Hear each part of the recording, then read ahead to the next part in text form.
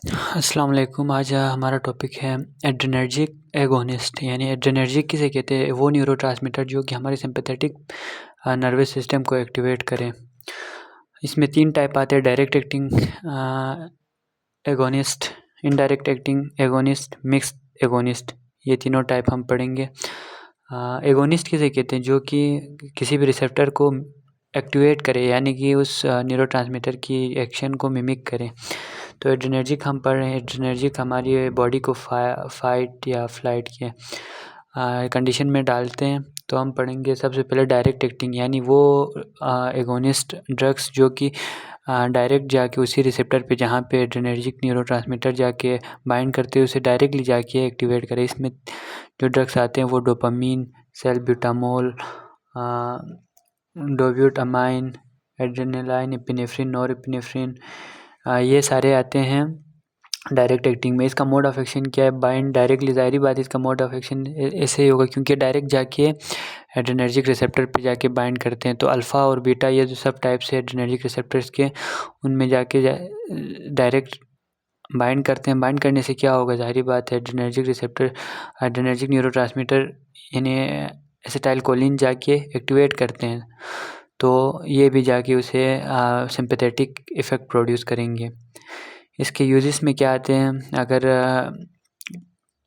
वहाँ पे किन कंडीशन में हम इसको यूज़ करेंगे, किसके लिए? यानी हार्ट रेट को अगर हमने बढ़ाना हो तो बॉडी फाइट या फ्लाइट के यानी सिंपैथेटिक कंडीशन में हो तो क्या होते हैं? हार्ट रेट इंक्रीज़ होते, ट्रैकार्डिया कहते हैं, उसके लिए हम यूज़ करते हैं। या ब्लड प्रेशर को हमें इंक्रीज़ करना हो हाइपरटेंशन के लिए।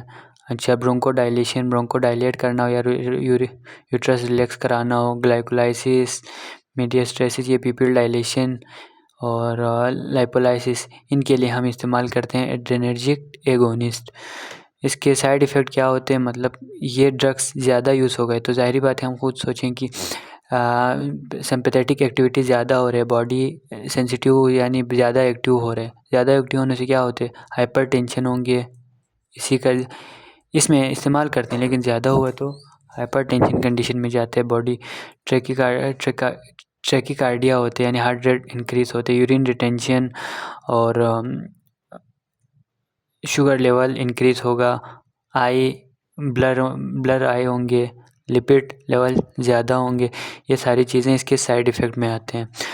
इनडायरेक्ट एगोनिस्ट किसे कहते हैं? जो कि डायरेक्टली जाके बाइंड नहीं करते रिसेप्टर पे, बल्कि ये क्या करते हैं?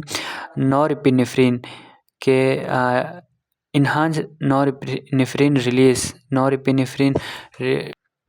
ये क्या करते हैं? नॉरएपिनेफ्रिन के रिलीज़ को इन्हांस करते हैं। यानी ये नॉरएपिनेफ्रिन सिंपैथेटिक के न्यूरोट्रांसमीटर है। तो पहले वैसे ऊपर हमने गलत बताया था कि एसिटाइलकोलिन नहीं बल्कि एपिनेफ्रिन और नॉरएपिनेफ्रिन है।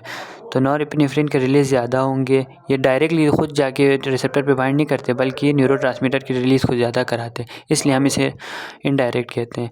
या इसके रीअपटेक को, जो रिलीज़ हुआ है वो रीअपटेक होते, इसको हम इनहिबिट करें तो ज़ाहिर बात है नॉरएपिनेफ्रिन ज़्यादा होंगे, उधर से रीअपटेक नहीं हो रहा है, मेटाबोलाइज नहीं हो रहा है, तो इसकी वजह से हम इसे इनडायरेक्ट कहते हैं। इसमें कोकेन आते हैं जो कि रीअपटेक को ब्लॉक करते हैं, एम्फेटामाइन आते हैं।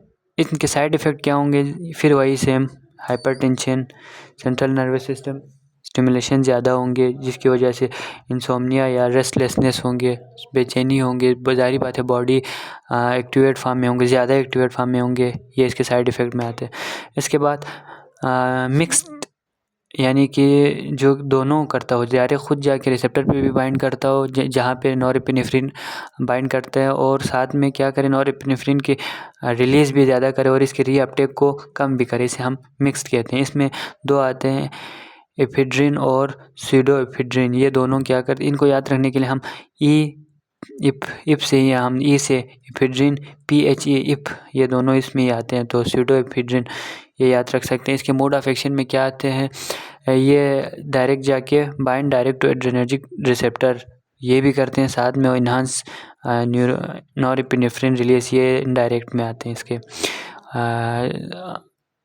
इसके साइड इफ़ेक्ट में क्या होंगे, फिर सेम ही है साइड इफ़ेक्ट। तो ब्लड प्रेशर इंक्रीज़ होंगे, CNS सेंट्रल नर्वस सिस्टम ज़्यादा स्टिमुलेट होंगे और यूरिन रिटेंशन होंगे, जिसमें अल्फ़ा 1 पे लगने की वजह से होती है ये।